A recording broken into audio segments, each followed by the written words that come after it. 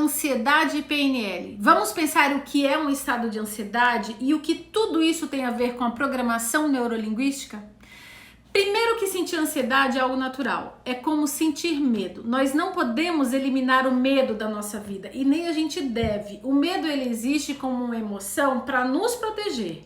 E uma emoção ela acontece no nível inconsciente, ou seja, ela acontece querendo eu ou não. Não decidimos sentir uma emoção, isso é importante a gente entender. No mar, quando a gente está nadando e se a gente se deparar com um tubarão, eu não vou conseguir olhar para ele e falar, acho que eu vou sentir medo. Não, a gente simplesmente sente aquele medo. Pois bem, a ansiedade também é algo que faz parte da gente. A gente não consegue eliminar a ansiedade, e sim a gente aprende a controlar a nossa ansiedade.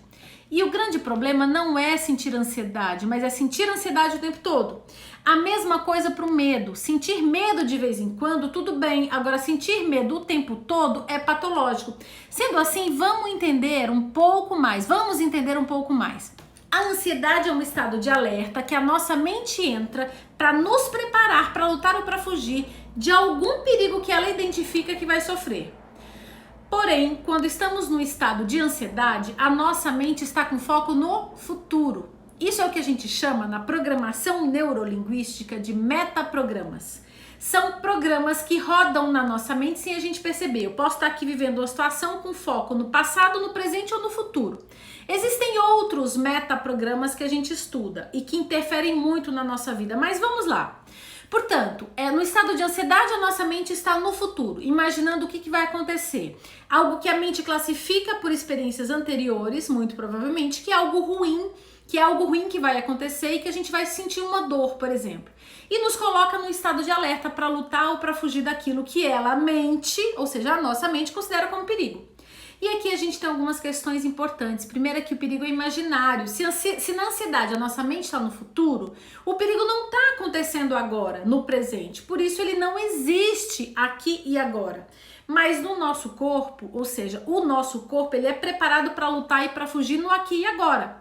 Daí ele percebe que a luta ou a fuga não aconteceu e aí acontece o quê?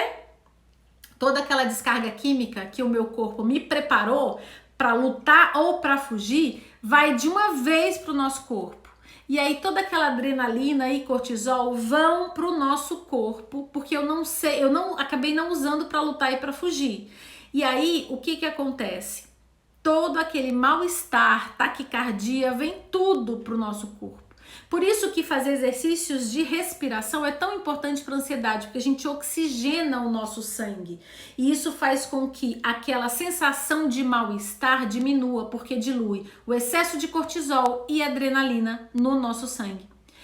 Percebem que existe um processo por trás de um estado de ansiedade? Então, juntar o conhecimento desse processo sobre a ansiedade com a técnica, por exemplo, da programação instalada, constrói o caminho necessário para que o terapeuta, junto com o paciente, identifique o processo interno que foi se instalando na vida dele, para que ele chegasse até aquele estado de ansiedade crônica, por exemplo, porque ninguém fica ansioso do nada, de um dia para o outro. Foi sendo instalado um comportamento na pessoa, que hoje é automático e que leva ela a esse estado de ansiedade e que ela só percebe quando o sintoma físico já vem, porque o processo de instalação do estado ansioso já está totalmente inconsciente.